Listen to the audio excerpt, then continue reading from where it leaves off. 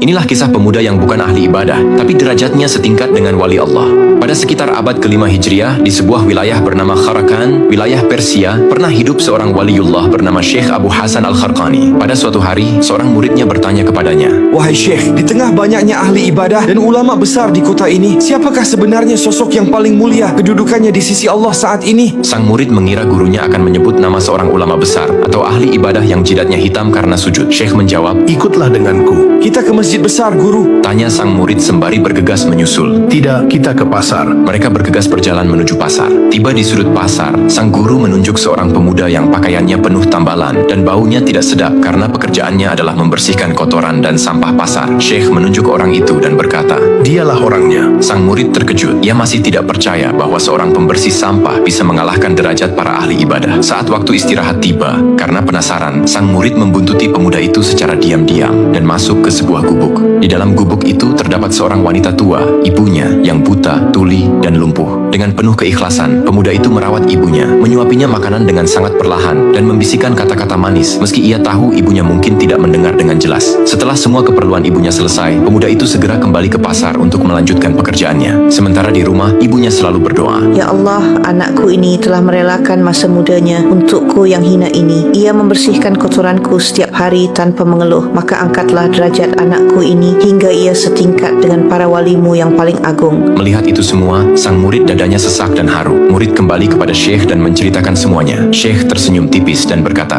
"Engkau melihatnya sekarang. Banyak orang mencari Tuhan di dalam masjid dengan dahi yang sujud. Tetapi pemuda itu menemukan Tuhan di telapak kaki ibunya. Ia bukan menjadi mulia karena ilmu atau jikirnya yang panjang, melainkan karena doa ibunya yang menembus langit."